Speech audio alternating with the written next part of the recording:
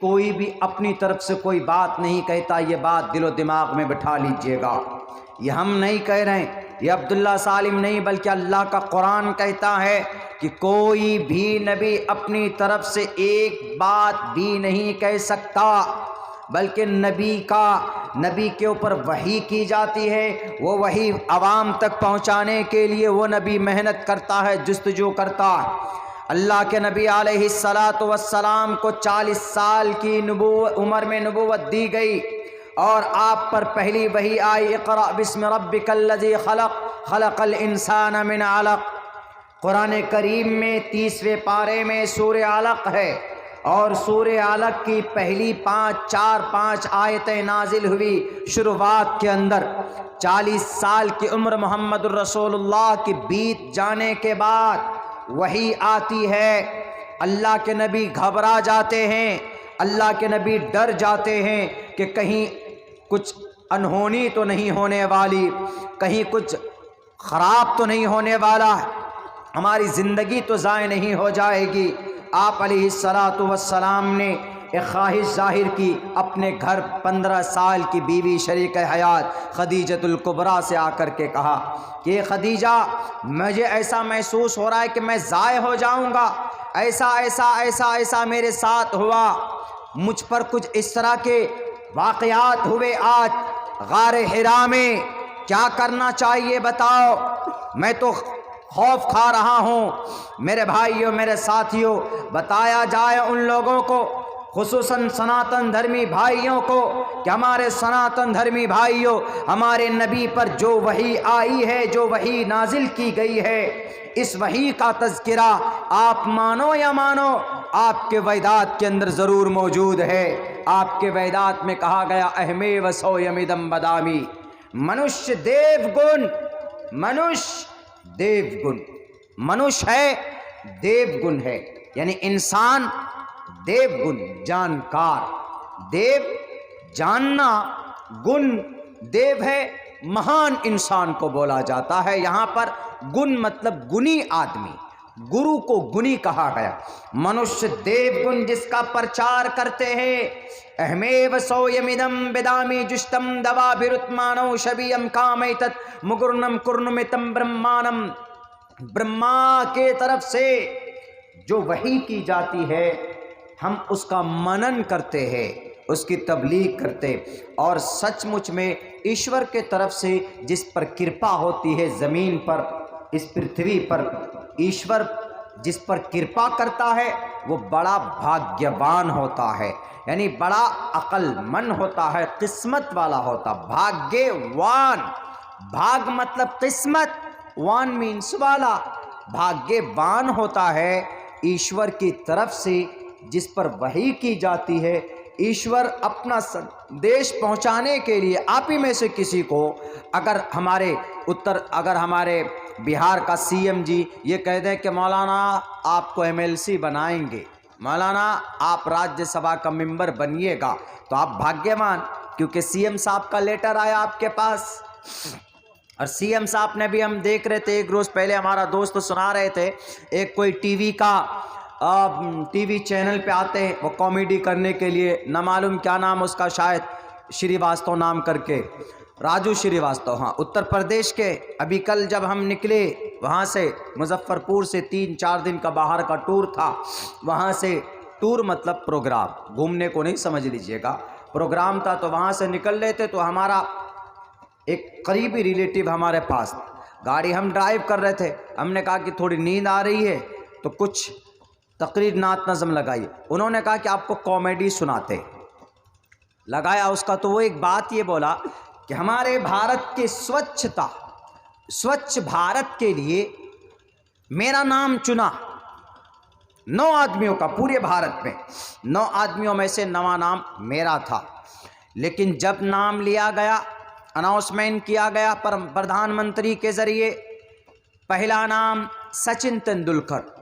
Who is Sachin Tendulkar? Sachin Tendulkar means cricket का भगवान। दूसरा नाम मुकेश अंबानी, अनिल अंबानी, अदानी। बहुत से लोग बोलते हैं ना कि झूठ बोल रहे मौलाना, अदानी को सब कुछ नहीं दिया गया। हमने भी ये आपका लखनऊ का एयरपोर्ट चले जाइए। लखनऊ के एयरपोर्ट में जब हम फ्लाइट में जा रहे थे इंटर करने के लिए, तो मेरी आदत है 150, 200, 300 रुपये एक्स्ट्रा लगता है विंडो सीट लेने के लिए। मैं अपना टिकट खुद बुक करता हूँ, ट्रेन का हो, फ्लाइट का हो, किसी का हो, मेरी आदत है। हम खुद ही से बुक करते हैं उसको अपने पास, अपने मोबाइल से। तो हम उसी वक्त में फ़्लाइट में कुछ खाने के लिए बुक कर लेते हैं, टिकट जब बनाते हैं, और जब बोर्डिंग पास वगैरह सब करते हैं तो हम विंडो साइड प्रीफर करते हैं। तो विंडो साइड की सीट हमने प्रीफर की। तो विंडो साइड की सीट पे जैसे बैठे तो खिड़की से हमको वो पूरा ऊपर में लिखा हुआ देखा, अदानी एयरपोर्ट।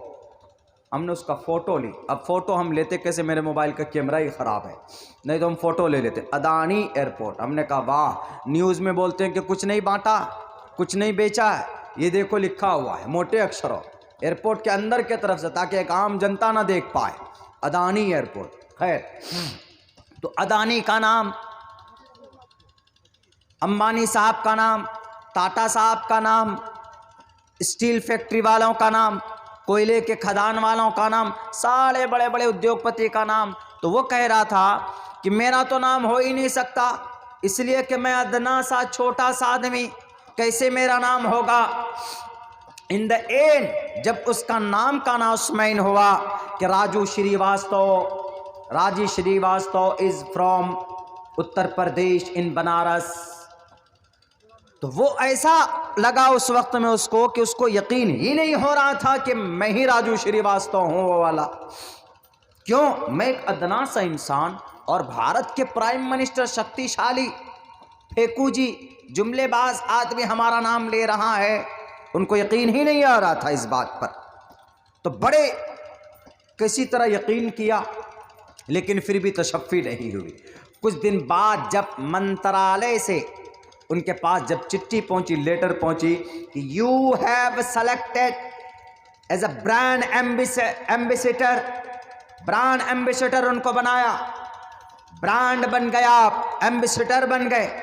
किस लिए? स्वच्छ भारत अभियान के लिए आपको ब्रांड बनाया गया है। तो वो खुशी से फूले नहीं समा रहा था, खुशी से उसको वही नहीं हो रही थी। इसीलिए मैं कहा करता हूँ कि कहा गया भाग्यवान है वो इंसान जिसको ईश्वर चुन लेता है अपने काम के लिए। जैसे वो आदमी सिर्फ एक महदूद लेवल पर एक छोटे से विषय के लिए, काम के लिए चुना, तो वो लड्डू उसके मन में फूटने लगे। लेकिन जिसको ईश्वर चुन लेता है अपने काम के लिए, तो उसके बारे में इस मंत्र में कहा गया। हिंदू भाइयों, एतराज़ करने से पहले पढ़ना इस मंत्र को। एतराज़ करने से पहले अहमेव सौयमिदम बदामी जुष्टम दवा विरुत्मानौ शबीयम कामैतत्मुगुर्नम कुर्णमितम ब्रह्मानम तमुर्शिदम सुमिधाम, कि मनुष्य देव गुण जिसका मनन करते हैं वह संदेश मेरे जरिए उन तक पहुँचाया जाता है और ईशवाणी की जाती है, और बड़े ही भाग्यशाली होते हैं, भाग्यवान होते हैं। इसी भाग्यवान से भगवान बना है। इसी भाग्यवान को शॉर्टकट में भगवान बोल दिया जाता है। भाग्यवान होते हैं वो लोग जिसको ईश्वर अपने पैगाम पहुंचाने के लिए लोगों तक उनको चुनता है। हमारे नबी को अल्लाह तबारक व ताला ने आखिरी पैगंबर और रसूल बनाया, और अल्लाह के नबी ने अपनी तरफ से कोई बात नहीं कही है। अयोध्या में बसने वाले फसादी तंजीम के लीडरों, गुजरात में बैठकर अपनी गंदी राजनीति चमकाने वालों, वमा यंतिकु अनिल हवा इन हुवा इल्ला वह्युन यूहा, अल्लाह के नबी अलैहिस्सलाम अपनी तरफ से आज तक कोई बात उन्होंने नहीं कही, बल्कि अल्लाह तबारक व ताला के तरफ से वही की जाती। ये कुरान नहीं कह रहा है, पढ़ो और देखो, गौर करो अपने उस श्लोक को जो तुम्हारे मठों में रखे हुए, जो हमारे इन फसादी तंजीमों के घरों में रखे हुए, जिनके पूर्वज ने उनको शास्त्र माना है, उनको आदि ग्रंथ माना है। आदि मीन्स पुराना, ग्रंथ माना है, आदि ग्रंथ माना है। उनके ग्रंथों के अंदर मौजूद अहमेव सौयमिदम बदामी जुष्टम दवा भृत मानव शबीयम कामैतत मुगुर्नम कुर्णमितम ब्रह्मानम तमुर्शिदम सुमिधाम। 3 मर्तबा पढ़वाया इस मंत्र को। कौन? अभी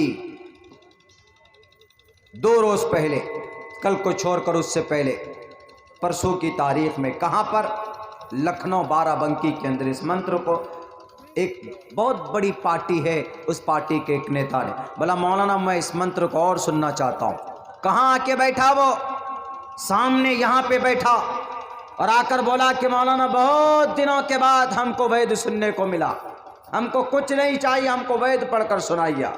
हमने कहा कि कितना सुनना चाहेंगे आप? हम आपको पढ़कर सुनाएं। बोला जितना हो सकता है। अपने बॉडी गार्ड से अलग कर दिया, सामने कुर्सी लगाकर बैठ गया। दबंग गई। कौन? भारतीय जनता पार्टी के एक विधायक जी, एक दादा बाहुबली आकर बैठ गए। आखिर में हमने पूछा कि सर एक बात बताइए, आप तो हिंदू धर्म से बिलोंग करते हैं, क्या आपको वैद किसी ने नहीं पढ़कर सुनाया? बोला सर पता नहीं कितने समय हो गए, कभी कभी घर में आराधना पूजा होता है, कुछ होता है तो सुनते हैं, लेकिन मीनिंग नहीं बतलाते। आप तो मीनिंग बताते हैं, हमारे मीनिंग नहीं बताते। आते हैं बस शुरू कर देते हैं, दुर्गा पूजा है और कोई मंत्र है और कोई उत्सव आ जाता है तो बस सिर्फ पढ़ते, बताते नहीं।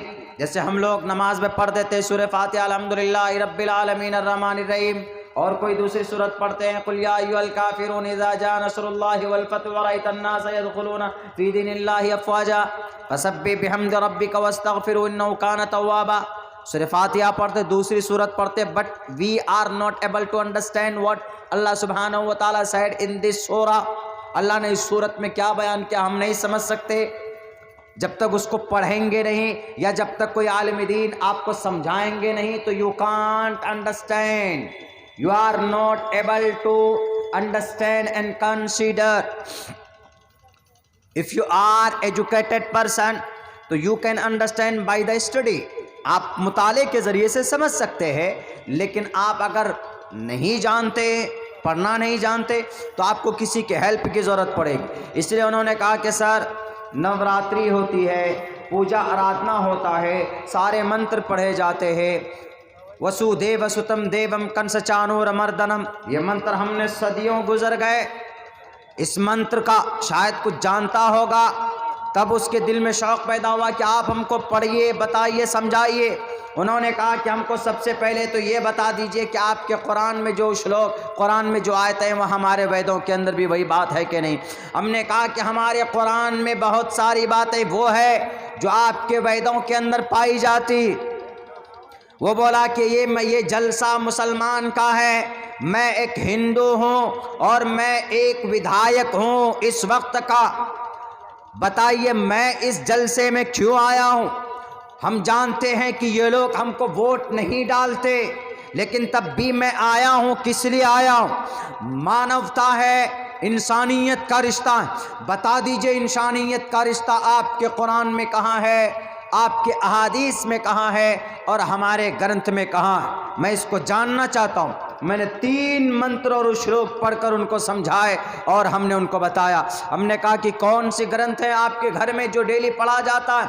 बोला हमारी माताएं और हमारे अब्बा पढ़ते हैं, हमारे माता पिता पढ़ते हैं श्रीमद् भगवद गीता। हमने कहा कि उठाइए, श्रीमद् भगवद गीता का बहुत मशहूर मंत्र है, हमने पढ़कर आपके गुरुजी को भी बताया था और आपको भी बताते।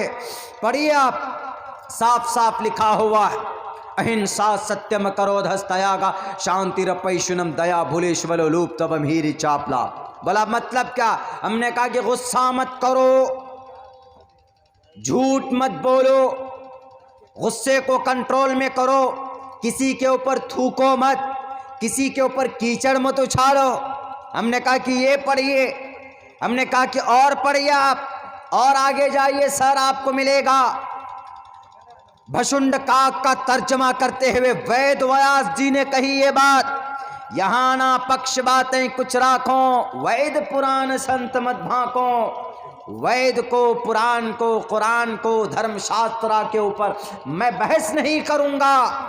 मैं ये कहूंगा कि इंसान का बेड़ा पार होगा, अंतिम जगत गुरु की पैरवी करने पर उनका बेड़ा पार होगा। यहाँ ना पक्ष बातें कुछ राखो, वैद पुराण संत मत भाको, तबलक जो सुंदरम चाहे कोई, बिना मोहम्मद पार न कोई। वो आखिर में क्या बोला? मुशायरा भी था वहाँ, नातिया, हमदिया, मनक़बती मुशायरा भी था। उधर शौक़ होते लोगों को, लेकिन एक मुक़र्रिर को रखते, तो मुझे तकरीर करने के लिए उन्होंने रखा। वो बैठकर 1 घंटे तक तकरीर में तकरीबन 30 श्लोक ईश्वर के बारे में, 30 श्लोक और मंत्र सिर्फ वेदों से होना चाहिए, हमने उनको सुनाया। इन दैन आखिर में ये हमारे हथेली को चूम करके गया, यहाँ पे बोसा दे करके गया। ए सच्चो बैठाओ भला के मौलाना, ये मौलाना को कहाँ से उठा के लाए, कहाँ से उठा के लाए? इनको हमारे ईश्वर का वरदान है, हमारे ईश्वर के तरफ से वरदान है। जिस अंदाज में इन्होंने हमको सुनाया, हमारे हिंदू भाई, पंडित भाई पढ़ते हैं, लेकिन वो समझाते या समझते नहीं। वह पढ़ेंगे, शुरू कर देंगे, भजन शुरू कर देंगे, मंत्रणा शुरू कर देंगे, उसका मीनिंग चाहे उसको मालूम हो ना, उसका मैसेज क्या जा रहा वो मालूम होना। हमारे नबी पाक अलैहिस्सलातु वस्सलाम ने इन तमाम चीज़ों को ख़त्म करके आपने लोगों को समझाया और बताया।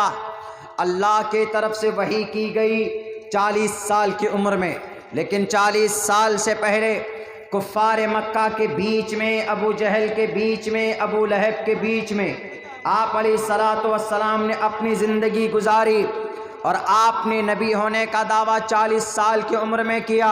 लेकिन उससे पहले ये मेरा हुजूर का बचपना मैं शॉर्ट टाइम पे बोलने की कोशिश करूँगा, चूँकि अभी एक किताब आई मोहम्मद के तरफ से, एक हमारे कज़्ज़ाब, एक झूठे, एक लईन के तरफ से, उसमें मोहम्मद का 2 मरतबा नाम है। कानूनी एतबार से उस किताब का क्या मकाम है, उस मलऊन और उस कज़्ज़ाब का, मेरे पास वो किताब पहुंच चुकी। इस वक्त मैं उसका मुताला कर रहा हूं। जब पूरी किताब मैं पढ़ चुकूँगा तो उस किताब में कहाँ कहाँ पर क्या कमी है वो मैं बताऊंगा। उसमें उन्होंने एतराज़ किया मोहम्मद रसूलुल्लाह के मेराज जाने पर एतराज़ किया कि एक इंसान मेराज कैसे जा सकता है, मेराज का सफ़र कैसे कर सकता है, पलक झपकते ही वो मिनटों सेकंडों में कैसे जा सकता। उस मलून को, उस नालायक को पता ही नहीं है कि अल्लाह तबारक व ताला, अल्लाह सुब्हानहू व ताला do everything in the world because Allah made this world. Allah created the all creatures of the world. अल्लाह ने दुनिया को पैदा किया। अल्लाह तबारक व ताला सर्वशक्तिमान है। अल्लाह तबारक व ताला कादिर मुतलक है। और अल्लाह कैसे लेकर के गए, ये अल्लाह तबारक व ताला कादिर है, कुदरत रख सकता। 1 सेकंड क्या, 1 सेकंड का 100 हिस्सा कीजिए, उस 100 हिस्से में भी अल्लाह पूरी दुनिया का सैर कराने पर कादिर है। अल्लाह कुछ भी कर सकता। वो अल्लाह है, वो मालिक व मुख्तार है, वो पूरी दुनिया का, पूरी कायनात का रखवाला है। सुब्हानल्लज़ी अस्रा बिअब्दिही लैलन मिनल मस्जिदिल हराम इलल मस्जिदिल अक़सा।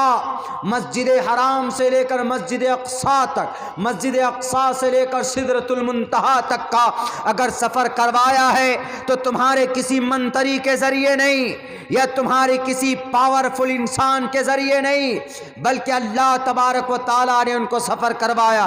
मेराज के सफ़र पर एतराज़, मेराज के सफ़र पर एतराज़।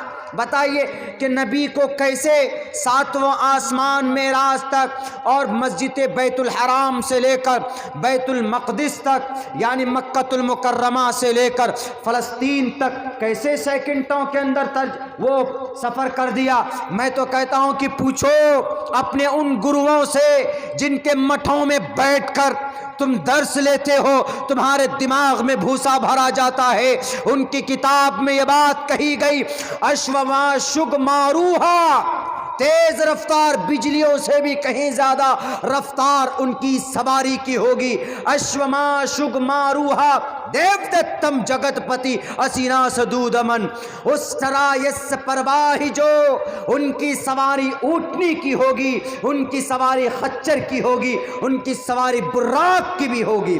अश्वमा शुगमा रूहा, पूछो ना अपने अपने उन लाल बुजक्कर खुदाओं से जिनके हाथ पर तुमने ईमान लाया, जिनके हथेली पर तुमने उनको वसीयत की है, मैं मर जाऊंगा तो मेरी लाश को तुम अग्नि देना। मैं इसलिए ज्यादा तज़किरा कर रहा हूं उसके बारे में। हम उनका कला कमा तो नहीं कर सकते, हम उसका सर तन से जुदा तो नहीं कर सकते, इंडियन कॉन्स्टिट्यूशन हमें परमिशन नहीं देती, लेकिन उनके गलत अकीदों का निवारण कर सकते हैं, हम बोल सकते हैं, उन्हें बता सकते। इसलिए मैं कहूँगा डासना में बैठे हुए हमारे मठ के हमारे साधु संतों से, अगर मोहम्मद गए हैं मेराज पर तो उनकी सवारी का तज़किरा आपके ग्रंथ में मौजूद है। उठाओ देखो, सुब्हानल्लज़ी असरा बिअब्दिही लैलन मिनल मस्जिदिल हराम इलल मस्जिदिल अक़्सल्लज़ी बारकना हौलहू लिनुरियहू मिन आयातिना। हम अपनी निशानियां दिखाना चाहते। कौन कहता? परमात्मा कहता, और कुरान में ही नहीं कहता। मठ में बैठे हुए नरसिंहानंद जी अपने इस बेवकूफ और अपने इस पागल और अपने इस राक्षस अपने इस शिष्य को समझाइए और कहिए कि अगर सफ़र मेराज पर गए तो उनकी सवारी का तज़किरा हमारे ग्रंथ में मौजूद है। बेवकूफ, और लिखा अश्वमा शुगमा रूहा, नजरों से भी ज्यादा उनकी रफ्तार होगी उनकी सवारी की। अश्वमा शुगमा रूहा देवदत्तम जगतपति, कौन लेकर आए थे उसको देवदत्तम, देव के जरिए से उन्हें दिया गया था, यानी अल्लाह के तरफ से हजरत जिब्राइल आए मोहम्मद रसूलुल्लाह के पास और आप अलैहिस्सलातु वस्सलाम को कहा कि मोहम्मद चलिए आज सफ़र है आपका। देवदत्तम जगतपति, कुरान से तज़किरा नहीं, कुरान से हवाला नहीं दे रहा हूँ, बल्कि तुम्हारे उन खुदाओं की किताबों से हवाला दे रहा हूँ जो आज बड़े शद्द मत के साथ बदनाम करने लगे हैं नबी की पवित्र ज़िंदगी को। सबसे पहला एतराज़ उनका इसी पर सफ़र मेराज पर है, उस किताब में। और उस किताब में पता कितने 19 चैप्टर हैं। 19 चैप्टर में से 2-3 चैप्टर अपनी तारीफ में लिखा है वो बंदा, वो मलून, वो मकजूब, वो कज्जाब। अपनी तारीफ में क्या लिखता है? I went to Saudi Arab when I used to work in Saudi Arab। जब हम सऊदी अरब में काम करते थे, जब हम वहाँ अंडा खाते थे, अंडा खाने का तज़किरा किताब में किया। और हम इस किताब को इसलिए लिख रहे हैं, उसका हवाला क्या है? उसका हवाला यह है कि हमने इस किताब को वेबसाइट से लेकर, फेसबुक से, व्हाट्सएप से, वेबसाइट से लेकर हमने नॉलेज जमा किया।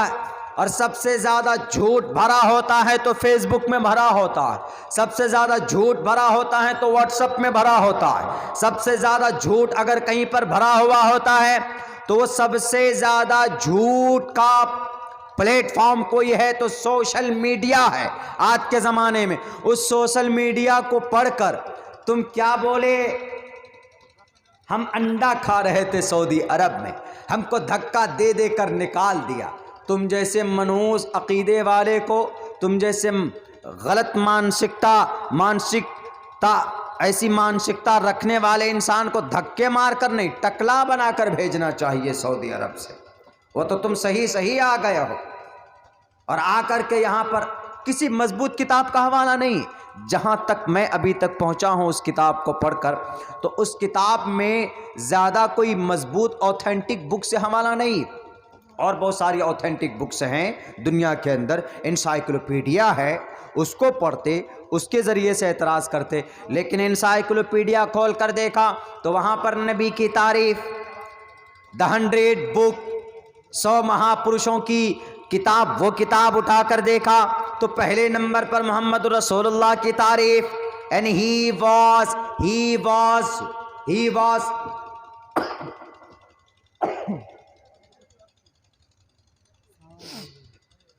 भाई बस आप लोग बैठे हैं तो मैं तकरीर कर रहा हूँ, वरना ये टाइम तो तकरीर का नहीं होता। इसमें कभी कभी पता भी नहीं चलता कि मुकर्रिर क्या बोल रहा, वो ख़ुद नींद में होता। नींद एक ऐसी चीज़ है, एक्सीडेंट होता है ना रात में भोर के टाइम में, वो नींद की ही वजह से होता। और नींद पर किसी का कब्ज़ा ज़्यादा देर तक नहीं रह सकता।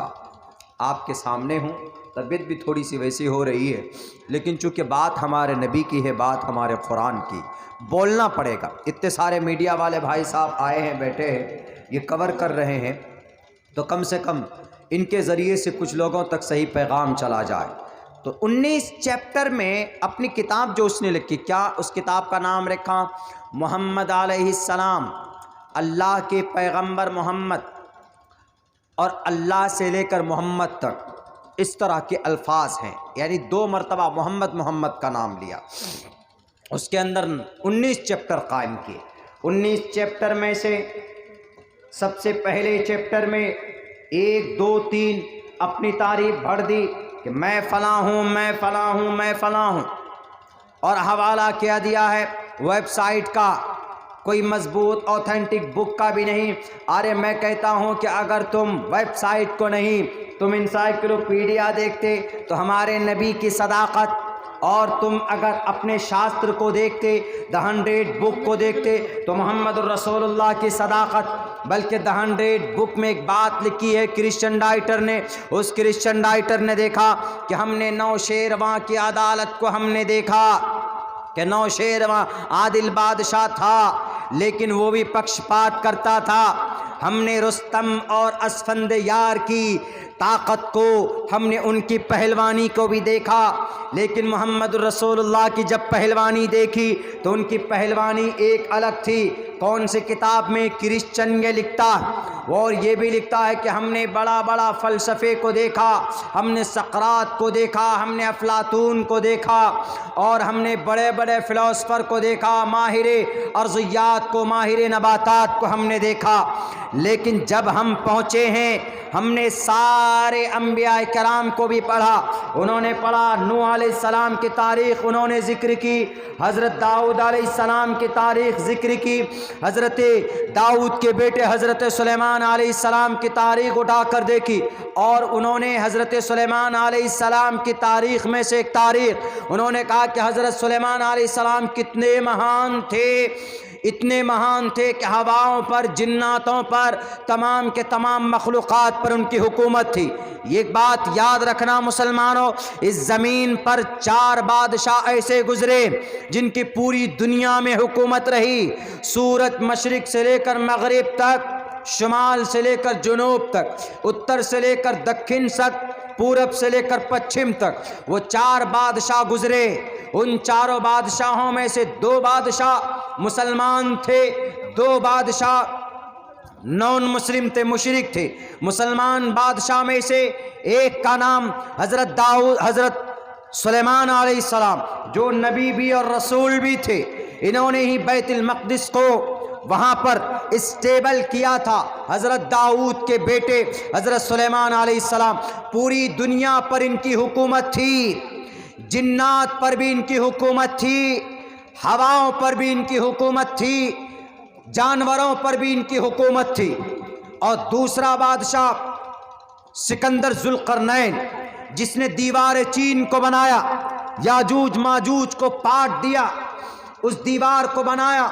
अभी तक ये मजबूत, ये साबित नहीं हो पाया है कि वो दीवार कहाँ पर है, लेकिन वो दीवार उन्होंने बनवाई। अल्लाह का नेक बंदा था।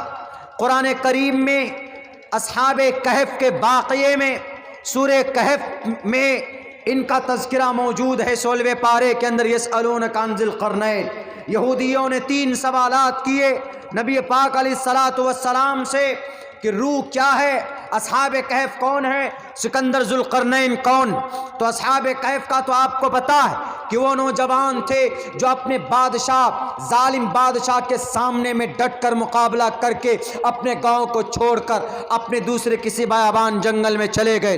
वक़ाल फ़ित्यतुन आमनू बिरब्बिहिम वज़िदनाहुम हुदन वरबतना अला क़ुलूबिहिम इज़ क़ामू फ़क़ालू रब्बुना रब्बुस समावाति वल अर्ज़ वो लेकर निकल कर 6-7 लोग थे वो नौजवान, उनका वाकया नबी पाक अलैहिस्सलाम से पूछा गया था यहूदियों के ज़रिए से कि पूछे ये नबी है तो ये बताएगा कि असहाब कहफ कौन थे। लेकिन अल्लाह तबारक व तआला ने वही के ज़रिए से जो 3 सवाल किए थे, एक असहाब कहफ का, एक रूह के बारे में कि व्हाट इज़ रूह, what is the definition of रूह, रूह क्या है, यसअलूनका अनिर रूह, अल्लाह ने वही के ज़रिए बताया कह दो कि रूह मेरा आर्डर है, मेरा हुक्म है रूह। आज तक कोई रूह को छू नहीं पाया, कोई पकड़ नहीं पाया, कोई पहचान नहीं पाया।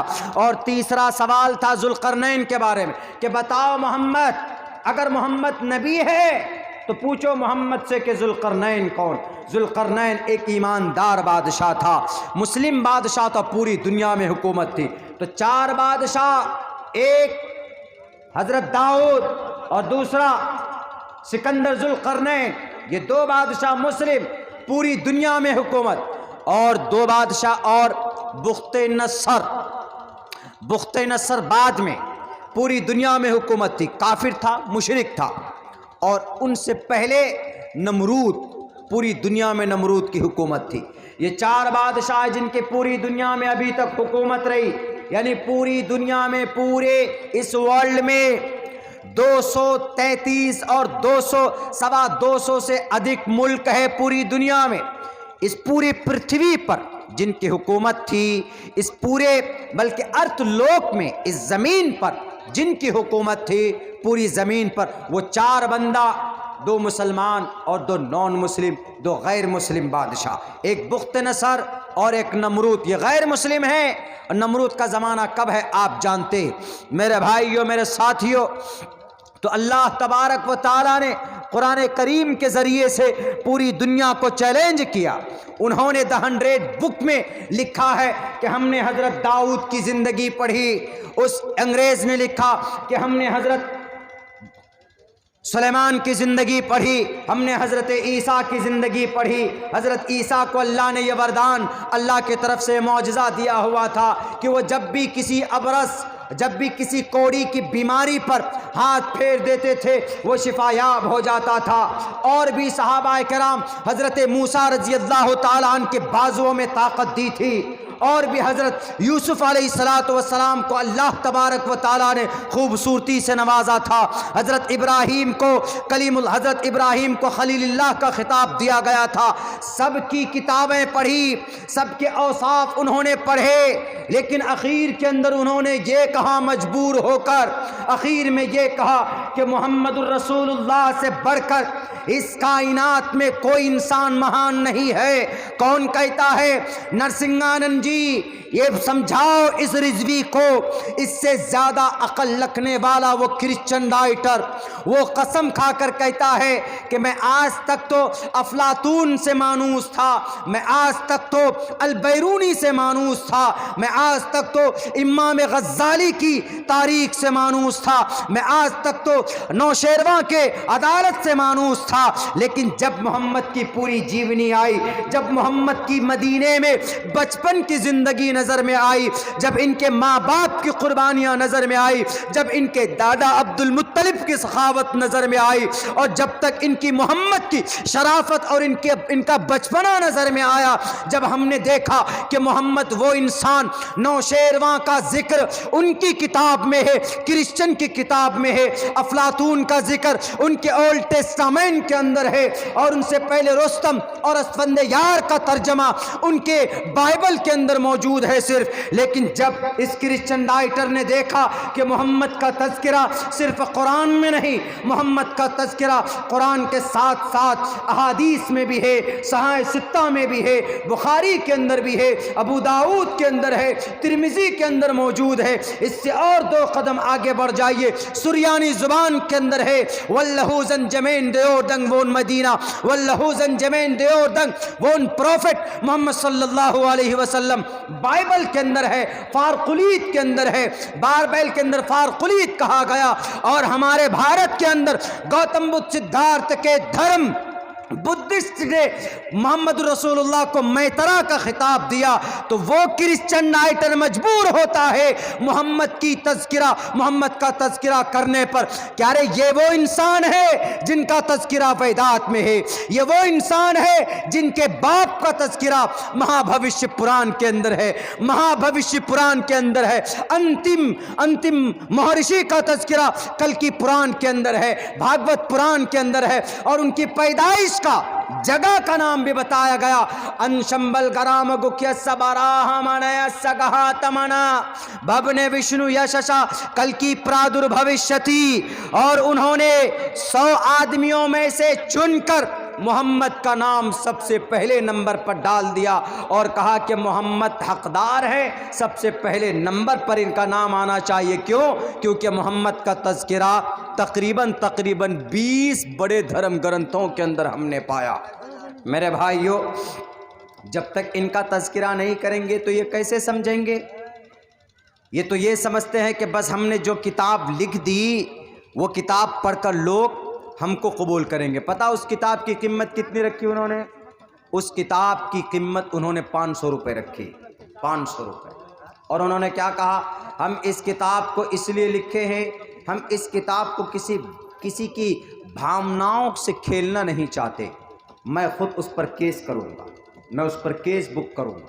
भारत के संविधान आर्टिकल नंबर 93 के तहत केस बुक होता है उसके ऊपर, और ये केस बुक करूँगा।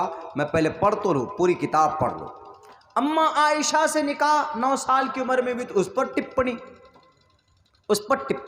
11 शादी की, उसका तो एक्सप्लेन हमने किया है कि क्यों 11 शादी की। लेकिन अम्मा आयशा से निकाह किए तो उस पर टिप्पणी कि एक 9 साल की बच्ची से आपने निकाह फरमाया।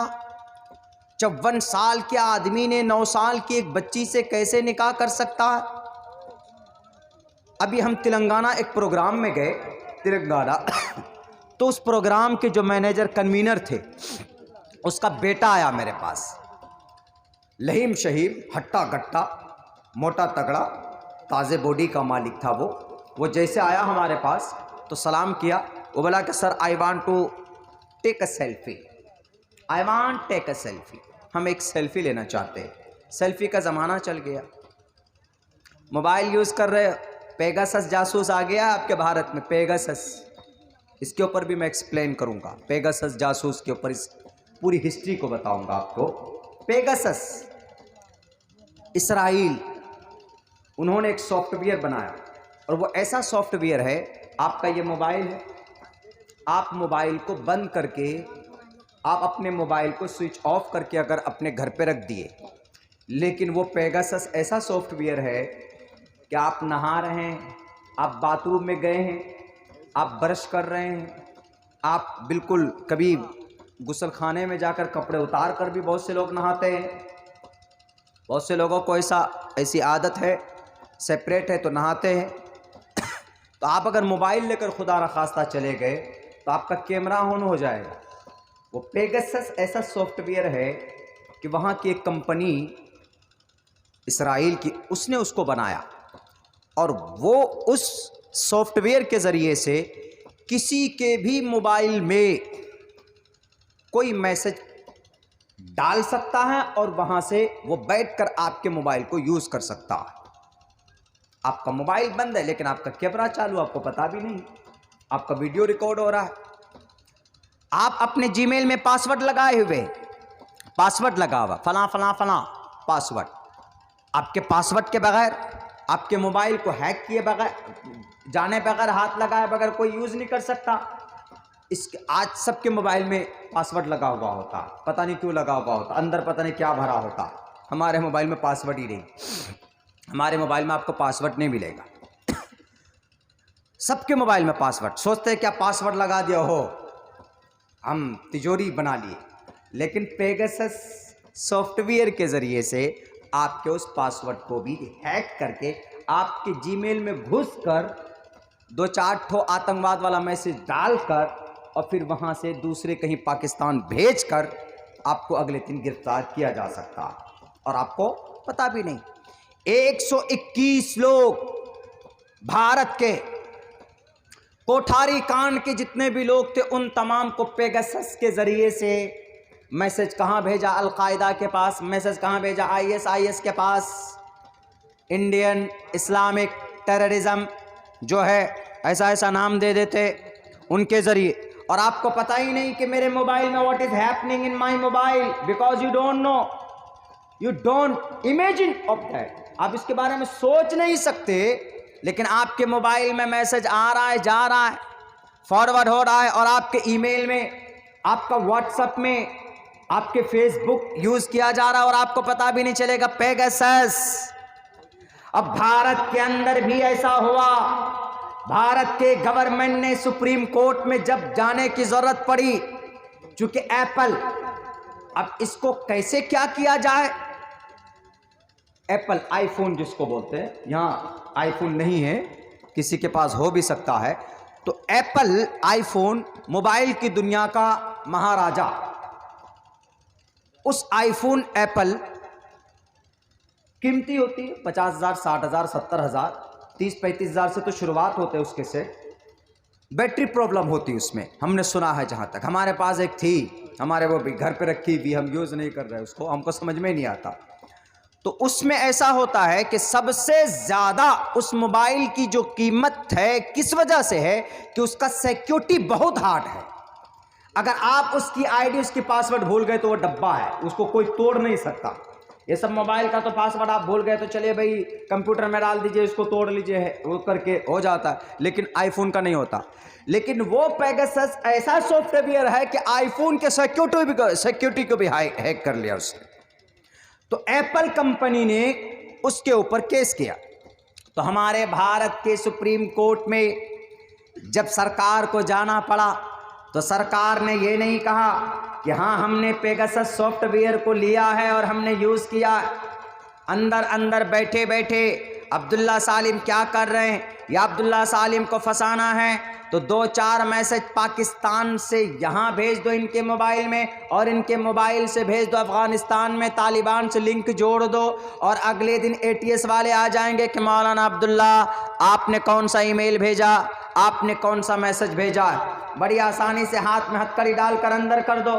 सुप्रीम कोर्ट ने कहा कि किसी की भी मोबाइल में किसी की भी डेटा को हैक करने की, किसी की प्राइवेसी को एक कॉमन करने की परमिशन नहीं है, न सरकार को है, न किसी कमेटी को, न किसी कंपनी को है।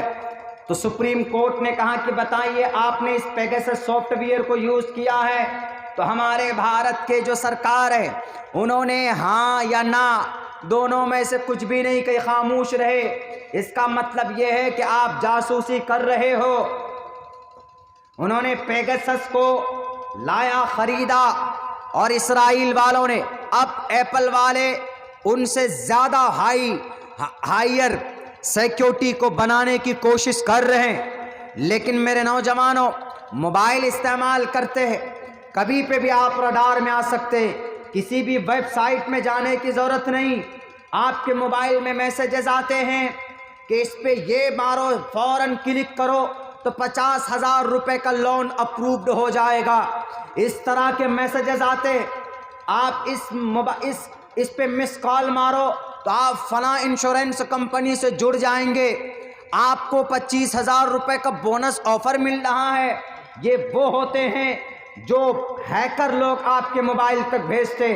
आप जैसे ही क्लिक करेंगे आपका पूरा प्राइवेसी और पूरी सारी डिटेल्स और जो आपका डेटा है और का जो इन्फॉर्मेशन है वो सब के सब उन लोगों तक पहुंच जाते।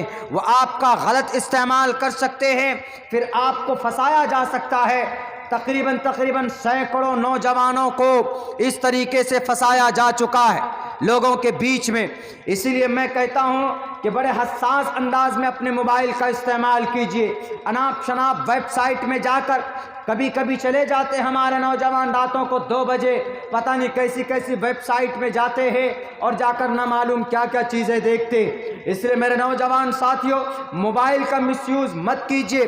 अगर इस डिवाइस का गलत इस्तेमाल हो गया तो आप 24 घंटे में क्या करते हैं, कब खाते हैं, कब पीते हैं, आपका पूरा डेटा कलेक्ट किया जा सकता है। इसीलिए अक्लमंदी का सबूत दो। जहां तक हो सके अल्लाह ने अगर वो दी है तो अनाप शनाप चीज़ें मत इस्तेमाल कीजिए। अपने मोबाइलों को जो ज़रूरी चीज़ें हैं उसको इस्तेमाल कीजिए, वरना अभी आपको गाजर मूली के तरह आपके गोश्त और हड्डियां चबाने के लिए इतना बड़ा बड़ा मुंह किए हुए हैं ये जालिम लोग, ये नरसंहार लोग। भारत के संविधान को बदलना चाहते, भारत की तकदीर को बदलना चाहते।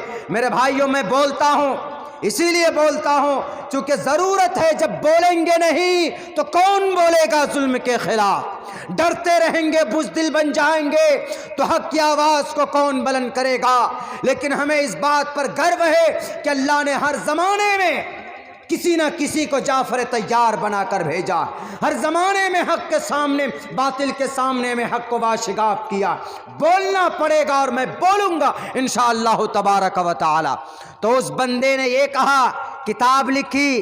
बेटे लिखा तो ठीक है, उस किताब को रिव्यू करो, उस किताब को विड्रॉ करो या उसको संशोधन करो उस किताब के अंदर, नहीं तो इतने केसेस उसके ऊपर लादे जाएंगे। और उस किताब से किसी को अच्छा पैगाम देने की बात नहीं कही गई, बल्कि ये उस किताब को जब आप पढ़ना शुरू करेंगे आपको ऐसा लगेगा कि इस किताब में ज़बरदस्ती कोई षड्यंत्र, कोई प्रोपेगेंडा किया गया। क्या कहा उन्होंने कि 9 साल की उम्र में शादी। जब वो आदमी, वो लड़का बोला कि sir I want take a selfie, हम आपसे एक सेल्फी लेना चाहते हैं। हमने कहा कि why not, you can take, ले सकते। लो खड़े हो गए, सेल्फी ले लिया। हमको तो शौक़ है नहीं सेल्फी का भाई, बेचारा कुछ लोग मिल जाते हैं मोहब्बत करते जवान लोग, लो भाई सेल्फी, बैरिकेड सेल्फी उन्होंने ली। तो हमने कहा कि भाई कितनी उम्र है तुम्हारी? 30-35 तो होगी। तो उसका बाप क्या बोलता, सर ये 17 साल की उम्र का है। बताइए 17 साल की उम्र का महसूस कैसा हो रहा है? 30-35 साल। हमने कहा कि 30-35 साल उम्र होगी आपकी। तो ऑर्गेनाइज़र का, कन्वीनर का लड़का था, खाना वाना खिला रहा था, खिदमत में वही था, वो लड़का था। तो हमने कहा कि बाबू तुम्हारी ये इस तरह तुम कैसे इतना जल्दी, मतलब ऐसा लग रहे हो कि देखने में कि तुम 35 साल के हो। बोला कि मौलाना अपनी बॉडी पर इसको बहुत ज़्यादा फिक्र नहीं, हट्टा घट्टा हेल्दी हो गया। खा पी करके देखते ना शहरों के बच्चों के पेट निकल जाते, किसी के तोंद निकल जाते, किसी का कुछ हो जाता है। ऐसे घर में बैठकर, एसी में बैठकर मेहनत कम करते। हमने देखने में ऐसा लग रहा था कि 35 साल का। आब हवा के ऊपर की बात है। कहीं पर किसी नौजवानों किसी इलाके में चले जाइए आप, तो वहाँ ऐसा लगेगा कि 25 साल 50 साल का बच्चा आपको लगेगा कि 10 साल, 50 साल का बूढ़ा लगेगा कि 10 साल का है। कहाँ? चाइना चले जाइए आप, ये मणिपुर चले जाइए, मिजोरम चले जाइए, वहाँ तो ऐसा लगता है कि ये 50 साल का बूढ़ा आदमी है। शक्ल अगर बढ़िया से वो कर ले, अपना क्या बोलते हैं उसको, बढ़िया से क्लीन कर ले, फेस वॉश लगा करके, ढंग से क्रीम व्रीम लगा करके वैसा हो जाए, मूछ वूछ कटा करके एकदम जेंटलमैन बन जाए, तो आप कहिएगा कि भाई ये 10 साल का बच्चा। हमारा एक साथी था मणिपुर का, 45 साल उम्र थी उसकी, वो पढ़ने के लिए आया। जब पढ़ने के लिए आया, हिफ्ज शुरू किया उसने कुरान करीम का। तो हिफ्ज कितने साल की उम्र में मोस्टली बच्चे लोग पढ़ते? उमूमन वही जिस बच्चे की उम्र 8 साल, 6 साल, 10 साल होती। हमने कहा कि बाबू तुम्हारी उम्र तो इतनी होगी यार। दोस्त उसका नाम अब्दुर्रहमान था। हमने कहा कि अब्दुर्रहमान, हिंदी कम जानता था, अब्दुर्रहमान तुम्हारी उम्र तो होगी 10 से 12 साल। बोला आई एम 45 ईयर्स ओल्ड, हम 45 साल का हूँ। हमने कहा कि पागल कुत्ता कटा भी पढ़ रहे हैं, आपसे पहले कहाँ थे? बोला अब से पहले आई वॉज अ सर्वेंट, मैं एक नौकरी करता था। हम नौकरी करते थे एक जगह पे। हम मदरसा को देखा, उस मदरसे में बच्चा पढ़ने जाता था, हमको शौक़ पैदा हुआ, हम नौकरी छोड़कर आ गया हूँ। मणिपुरी लोग उर्दू कम बोलना चाहते, हिंदी कम बोलना चाहते। मिजोरम के साइड में चले जाए, मणिपुर के साइड में, तो तकरीबन 3 साल रहा वो। उसको ऐसा लगता था देखने में तो इसकी उम्र 12-13 साल। क्यों? नाटे लोग जितने भी होंगे ना, उनकी उम्र पता नहीं चलेगी आपको। जितने भी नाटे करते होंगे वो होंगे बूढ़े, लेकिन लगेंगे उम्र नहीं।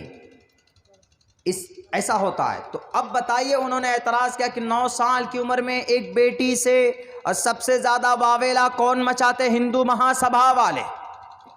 हिंदू महासभा वाले इस बात पर ज़्यादा वावेला करते हैं कि समाज की एक छोटी बेटी के साथ जुल्म ज़्यादती की। अरे कमबख्त नालायक, जुल्म ज़्यादती जब होती जब ज़बरदस्ती मोहम्मद रसूलुल्लाह निकाह फरमाते, आपके बहुत बड़े दोस्त अबू बकर सिद्दीक, तुम्हें पता है सिद्दीक का लक़ब क्यों पड़ा था? सब लोगों ने तमाम के तमाम सहाबा ने नबी की नबूवत को तस्दीक करने के लिए प्रूफ मांगा। यू आर प्रॉफिट, आप मोहम्मद हैं, आप नबी हैं, क्या प्रूफ है? प्रॉफिट मोहम्मद ने कहा, I am a prophet because Allah तबारक व ताला सेंड डाउन टू मी, मेरे पास वही भेजी है और उस वही को अल्लाह ने कुरान करीम की शक्ल में पढ़कर सुनाया। आप अलैहिस्सलाम ने सबको अपनी नबूवत का आपने प्रूफ पहले दिया, चाहे वो उस्मान हो, चाहे वो खदीजा हो, चाहे वो हज़रत उमर हो, चाहे वो हज़रत अली हो, चाहे वो बिलाल हबशी हो, चाहे कोई भी हो, आपने सबको अपनी नबूवत की दलील दी है कि हमारे पहाड़ी पर हज़रत जिब्राइल आए और उन्होंने ये वही की और उन्होंने ये अल्लाह का पैगाम दिया और अल्लाह के तरफ से यह ऑर्डर है कि जाओ लोगों को समझाओ। लेकिन पता है तुम्हें मनहूस हिंदू महासभा के चेलों, उनके प्लेटफॉर्म से अपनी अनाप शनाप बातें रखने वालों अम्मा आयशा के बारे में, तो पता है अम्मा आयशा के अब्बा कौन? अबू बकर सिद्दीक। अबू बकर सिद्दीक गरीब नहीं थे, बहुत बड़े उनका ट्रेडिंग का काम था, तिजारत का काम था मक्कातुल मुकर्रमा के अंदर। वो कपड़े के बहुत बड़े व्यापारी थे, कपड़े के एक्सपोर्ट का काम होता था। अबू बकर सिद्दीक रजी अल्लाह ताला अन्हु का अबू बकर नाम था। सिद्दीक लक़ब क्यों पड़ा? सिद्दीक लक़ब इसलिए पड़ा कि सब ने नबी को नबी मानने के लिए दलाइल मांगे कि दलील क्या है, हमें दलील दे दीजिए कि आप नबी है। नबी ने सबको दलील दी, सबको आपने प्रूफ किया कि मैं नबी हूँ, मेरे पास वही आई है। और देखो मेरी पुरानी ज़िंदगी को, मैं झूठ तो नहीं बोलूँगा ना, बल्कि सचमुच में मुझ पर वही आई है, अल्लाह ने वही नाजिल की है, तुम कबूल कर लो। सब लोगों ने बिल आखिर जिन को समझ में आ गया फ़ौरन के accept the message of Islam, उन्होंने सबसे पहले नबी पाक अलैहिस्सलाम के मैसेज को कबूल किया। लेकिन जैसे ही खबर पहुंचती है किनके पास? हज़रत अबू बकर के पास, कि तुम्हारे वो जो दोस्त हैं मोहम्मद इब्न अब्दुल्ला, जानते हो? कहा उन्होंने कहा कि हम लोगों, वो तो ये कह रहे हैं कि आई am a profit of God, मैं मोहम्मद हूँ, अल्लाह का रसूल हूँ। तो अबू बकर सिद्दीक ने क्या जवाब दिया? अबू बकर सिद्दीक ने ये जवाब दिया कि अगर मोहम्मद इब्न अब्दुल्ला ऐसा कह रहे हैं तो वो झूठा नहीं है, मैं बिना किसी प्रूफ के, बिना किसी दलील को मोहम्मद इब्न अब्दुल्ला को मोहम्मद रसूलुल्लाह मानता हूं। ये है अबू बकर सिद्दीक, वो अपनी बेटी निकाह में दे रहे हैं किनके? मोहम्मद के। तुम्हारे तरह नहीं जबरदस्ती करके किसी की इज्जत लूटो, किसी की आबरू लूटो। और तुम्हारे दबंगई एमएलएस एमपीस जो तुम्हारे 250 एमएलए के ऊपर तुम्हारे 420 का और 376 का केस दर्ज है, रेप के केस दर्ज है, जिन्होंने बेटी और अपनी समाज की बहू बेटी की इज्जत को लूटी। आज भी गवाह है लखनऊ की दीवारें। उस पीड़ित परिवार को इंसाफ नहीं मिला तो हमारे सीएम के आवास के सामने में पेट्रोल डालकर अपने आप को जला दिया। बताओ कोई प्रूफ मोहम्मद के सामने में किसी बहन बेटी की इज्जत लूटी गई हो? अरे मोहम्मद तो आए थे मिसाल कायम करने के लिए, आज तुम्हारे मुंह में जुबान हो गई बोलने के लिए कि अम्मा आयशा छोटी बच्ची। अरे अम्मा आयशा के अब्बा गार्जन, और अम्मा आयशा तो खुद गर्व कर रही थी कि मैं मोहम्मद इब्न अब्दुल्ला की, मोहम्मद रसूलुल्लाह की वाइफ बनने जा रही हूँ, मैं मोहम्मद रसूलुल्लाह की बीवी बनने जा रही हूँ। और हज़रत अबू बकर सिद्दीक ने, पूरी दुनिया ने मुखालफत की, हर मौके पर अड़ने वाले कौन? अबू बकर सिद्दीक। अल्लाह के नबी अलैहिस्सलाम एक रोज सजदे में थे काबतुल्लाह में, एक उक़बा इब्न मुईत, अबी मुईत ने ओजड़ी डालकर उनके सर पर डाल देता है। एक मौके पर तो गले में कपड़ा डालकर ऐसे घुमाकर घसीटते हैं। हज़रत अबू बकर सिद्दीक फौरन तशरीफ़ लाते हैं और कहते हैं कि तुम अतक़्तुलून रजुलन अन यक़ूल रब्बी अल्लाह, तुम उस आदमी को कत्ल करना चाहते हो जो ये कहता है कि मेरा रब अल्लाह है। हमेशा नबी की मदद करने, हर मोड़ पर खड़े रहने के लिए कौन? अबू बकर सिद्दीक, उनकी बेटी आयशा गारे सौर में जब गए थे 3 दिन तक का क़याम हुआ था। आप अलैहिस्सलाम को सोना था, आराम करना था। हजरत अबू बकर सिद्दीक ने अपने पूरे गार को साफ सफाई क्लीन किया और जहां पर सुराख थे आपने अपने कपड़े से, कागज से, तौलिए से उन तमाम सुराख को बंद किया है। एक सुराख बाकी था, उसमें आपने अपना अंगूठा डाल दिया और अपने जांग में, इस पैर में कहा कि मोहम्मद रसूलुल्लाह आप आराम फरमा लीजिए। एक सांप था, उसने डसा। हजरत अबू बकर सिद्दीक को रहा नहीं गया, आंख से आंसू जारी है। मोहम्मद रसूलुल्लाह आराम फरमा रहे हैं, कैसे अपने पैरों को हरकत देते, अपने रोते रहे, आंख से आंसू गिरता रहा, लेकिन आपने हरकत नहीं की। अल्लाह के नबी के गाल पर जब आंसू गिरता है तो आंख खुलती है कि अबू बकर सिद्दीक क्या हुआ? उन्होंने कहा कि अल्लाह के रसूल किसी जहरीले जानवर ने काट लिया है। आप अलैहिस्सलातु वस्सलाम ने इलाज किया वहां पर गारे सौर में, मदीनतुल मुनव्वरा की गलियों में, मक्का के चौराहे पर अल्लाह ने कुरान में नाम नाजिल कर दिया, ला तहज़न इन्नल्लाह माना। ए अबू बकर गम ना करो, अल्लाह हमारे साथ है। माना सेकुलर, सिंगुलर नहीं है, प्लूरल है, प्लूरल। पूछो अपने दासना के मठ पर बैठे हुए इन बहरूपियों को, माना जमीर वाहिद का नहीं है, जमीर जमा का है। माना हमारे साथ, ए मोहम्मद, ए अबू बकर हमारे साथ, डरो नहीं, अल्लाह है। वो अबू बकर की बेटी, अगर आप जुल्म ज़्यादती करते, आप डरा कर उनसे निकाह करते तो अबू बकर सिद्दीक डंडा लेकर खड़े हो जाते, लेकिन नहीं। अम्मा आयशा 9 साल की उम्र में ऐसी दिख रही थी, उनकी हाइट, उनकी इलाके के एतबार से इतना वो था कि ऐसी लगती थी कि बिल्कुल जवान और बालिगा है। इलाके के एतबार से, माहौल के एतबार से आदमी की हाइट का पता चलता है। इसलिए ये तमाम के तमाम इल्ज़ामात बिल्कुल बेबुनियाद हैं, इसका कोई सबूत उनकी किताबों से नहीं होता। और भी बहुत सारे एतराज़ात हैं जो अभी मैंने पढ़ा नहीं, वो इसलिए नहीं पढ़ा है चूँकि अभी हमारे यहाँ इलाक़े में कुछ पंचायती चुनाव और इलेक्शन चल रहे हैं। आज मैं ख़ुद अपने पंचायत के एक कैंडिडेट के सपोर्ट में था, तो हमको कम से कम 3 से 4 घंटा मैं ख़ुद गाड़ी में खड़े होकर हमने उनका हमने काम किया, उनकी वर्करी की। लोग कह रहे थे कि मौलाना आपको क्या ज़रूरत थी? हमने कहा कि देखो भाई, मैं नेता बाद में हूँ, मैं पहले एक तालिब इल्म हूँ और वारिसीन अंबिया की लिस्ट में हमारा नाम है। अगर कुछ गलत होता है तो उस गलती को रोकना इट्स माई रिस्पॉन्सिबिलिटी एज आलिम दीन, हमारी ज़िम्मेदारी है। तो इसलिए मैं भी बहुत ज़्यादा आज थका हूँ। 4 घंटे 20 मिनट हम खड़े रहे हैं, बहुत ज़्यादा थके हुए हैं, आप लोग भी थक गए हैं। बस अल्लाह से दुआ कीजिए कि अल्लाह तबारक व ताला इन ज़ालिमों को, जो कुरान पर, जो हमारे नबी की पवित्र चरित्र के ऊपर जो आवाज़ बुलंद करते हैं, उनको मुँह तोड़ उनको जवाब दिया जा सके और अल्लाह उनको हिदायत दे, अल्लाह उनको समझदारी दे। कछुआ, कछुआ मतलब वो पानी में नहीं रहता है, टर्टल, इंग्लिश में टर्टल बोलते हैं। कछुआ जिसके ऊपर वो ढक्कन होता है। भाई कछुआ कहाँ से खाएंगे आप? नहीं लिखा है सर। अच्छा।